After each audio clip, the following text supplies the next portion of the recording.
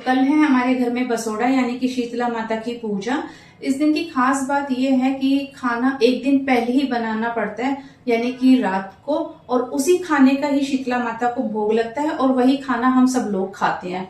और वही खाना मैं अब बनाने के लिए आई हूँ, तो इस वीडियो में मैं आपके साथ में सब शेयर करूंगी। तो फिर बिना देर के स्टार्ट करते हैं। तो सबसे पहले शुरुआत हम अपनी आलू गोभी की सब्जी के साथ कर लेते हैं। तो इसके लिए मैंने एक लोहे की कढ़ाई को गैस के ऊपर रखा और उसमें डाला 2 बड़ी चम्मच सरसों का तेल। और जैसे ही तेल गर्म होगा इसमें हम डालेंगे 1 चम्मच पंचफोड़न मसाला। पंचफोड़न मसाले का टेस्ट आलू गोभी की सब्जी में बहुत अच्छा आता है। और साथ में हम डालेंगे आधी छोटी चम्मच हींग और अदरक के टुकड़े। और अदरक जैसे ही थोड़ा सा गोल्डन ब्राउन हो जाएगा हम इसमें आलू गोभी ऐड कर देंगे। यहाँ पर मैंने एक बड़ी साइज़ की गोभी का फूल लिया है और एक ही आलू मैंने डाला है। और इसे अलटते पलटते हम गोल्डन ब्राउन होने तक भून लेंगे। तब तक हमारी सब्जी भुन रही है, तब तक हम अपना पुए की तैयारी भी कर लेते हैं। आज के दिन हमारे यहाँ पर पुए ज़रूर बनते हैं, तो इसके लिए मैंने लिया है 1 कटोरी आटा, आधा कटोरी चीनी और 1 चम्मच सौंफ। इन सभी चीज़ों को थोड़ा थोड़ा पानी डाल करके एक अच्छा सा बैटर तैयार कर लेंगे। और बीच बीच में हम अपनी सब्जी को भी चेक करते रहेंगे कि वो थोड़ा भुन गई है या नहीं।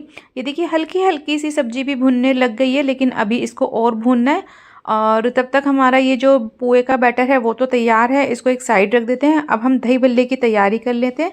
यहाँ पर मैंने 2 कटोरी उड़द की दाल को 3-4 घंटे भिगोने के बाद में मिक्सी में बारीक पीस लिया था। अब इसमें मैं ऐड कर रही हूँ 2 चम्मच नमक, आधी छोटी चम्मच हींग और 1 चम्मच जीरा। इन सभी चीज़ों को डाल करके इसको अच्छे से फेंट लेंगे। इसको हम इतना फेंटेंगे कि ये रुई जैसा हल्का हो जाए और थोड़ा सा फूल जाए। और बीच बीच में हम अपनी सब्जी भी चेक कर लेंगे। ये देखिए सब्जी हमारी भुन गई है, बिल्कुल ऐसा ही हमें कलर चाहिए। अब इसमें हम ऐड करेंगे अपने बेसिक मसाले, जैसे 2 छोटी चम्मच लाल मिर्च पाउडर, 1 छोटी चम्मच गरम मसाला पाउडर, 2 छोटी चम्मच धनिया पाउडर और आधी छोटी चम्मच हल्दी पाउडर और 2 चम्मच या स्वाद अनुसार नमक। अगर आप आलू गोभी की सब्ज़ी बिल्कुल हलवाई जैसे टेस्ट की बनाना चाहते हैं तो कुछ चीज़ों का ध्यान रखें, जैसे कि आलू गोभी की सब्ज़ी हमेशा लोहे की कढ़ाई में बनाएं, सरसों के तेल में छौंकें और पंचफोड़न मसाले का यूज़ करें, अदरक ज़रूर डालें। और गोभी और आलू को जब तक भूनना है जब तक कि वो गोल्डन ब्राउन ना हो जाए, उसके बाद ही आप अपने मसाले ऐड करें। मसाले ऐड करने के बाद में इसे ढक करके हम तब तक पका लेंगे जब तक कि सब्जी गल ना जाए। जैसे ही सब्जी गल जाएगी तो इसमें हम ऐड करेंगे आधा छोटी चम्मच आमचूर पाउडर, 3 से 4 कटी हुई हरी मिर्च और इसे अच्छे से मिक्स करके इसे 1-2 मिनट के लिए फिर से पका लेंगे। और यहाँ पर हमने दही बल्ले का बैटर भी अच्छे से फेंट लिया है।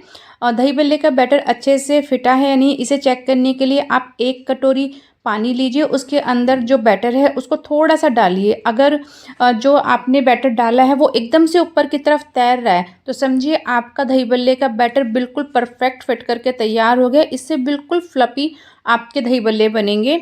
और यहाँ पर मैं अब पुए का बैटर भी फेंट लेती हूँ, जिससे कि ये भी एकदम फ्लपी और अच्छे बने। बीच बीच में हम अपनी सब्जी भी चेक करते रहेंगे। ये देखिए सब्जी बन गई है, लेकिन इसे अभी हम थोड़ी देर और पकाएंगे बिना ढके ही। और इसको जब तक बिना ढके पकाना है जब तक चम्मच के ऊपर तेल हल्का हल्का सा दिखने लगे। इसमें हम ऐड करेंगे बारीक कटा हुआ हरा धनिया।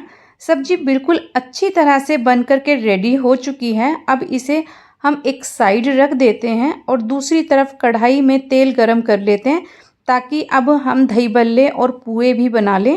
यहाँ पर हमारा तेल गरम हो चुका है और तेल को हमें मीडियम फ्लेम पर ही रखना है। और एक एक करके हम सारे पुए कढ़ाई में डाल देंगे और इन्हें अलटते पलटते गोल्डन ब्राउन होने तक तल लेंगे। ये पुए बन करके तैयार हैं। अब हम दही भल्लों के लिए पकौड़ियाँ बना लेंगे। ये देखिए हमारा बैटर बिल्कुल क्रीमी और फ्लफी तैयार हुआ है, जिससे पकौड़ियाँ बहुत ही सॉफ्ट बनेगी। तेल हमारा पहले से ही गर्म है। अब चम्मच से या फिर हाथों की मदद से हम बैटर को थोड़ा थोड़ा तेल में डाल देंगे। ध्यान रखें कि एक बार में उतनी ही पकौड़ियाँ डालें जितनी कढ़ाई में आसानी से आ जाएं। अब इन्हें मीडियम फ्लेम पर अलट पलट कर गोल्डन ब्राउन होने तक तल लेंगे। जब पकौड़ियाँ इस तरह की गोल्डन ब्राउन हो जाएं तो इन्हें बाहर निकाल लेंगे। इसी तरह सारी पकौड़ियाँ तैयार कर लेंगे। अब हम पकौड़ियों को भिगोने के लिए पानी तैयार कर लेंगे। इसके लिए एक बड़े बर्तन में लेंगे पानी, उसमें डालेंगे 1 चम्मच नमक, आधी छोटी चम्मच हींग। सब चीज़ों को मिक्स करके तली हुई सारी पकौड़ियाँ इसके अंदर डाल देंगे, जिससे कि पकौड़ियाँ और भी सॉफ्ट हो जाएं। और ये देखिए मैं आपको दिखाती हूँ कि अंदर से पकौड़ियाँ कितनी जालीदार और सॉफ्ट बनी हैं, बिल्कुल जैसी हमें चाहिए। इस तरीके से जब जाली आ जाती है ना पकौड़ियों के अंदर, तो दही भल्ले भी बिल्कुल सॉफ्ट बनते हैं। अब हमारी सब्जी, पुए और दही भल्ले की पकौड़ियाँ बनकर तैयार हैं। तो अब मैं आटा लगा लेती हूँ पूड़ियाँ बनाने के लिए। तो इसके लिए मैंने 4 कटोरी आटा लिया है, उसमें डाला है 1 चम्मच नमक, 1 चम्मच अजवाइन को हाथों से क्रश करके डाला है और 1 चम्मच गरम तेल डाल करके इसका टाइट आटा गूँथ लेंगे। और आटा हमें तब तक थोड़ा थोड़ा पानी डालकर गूँथना है जब तक कि वो ऊपर से नरम ना हो जाए।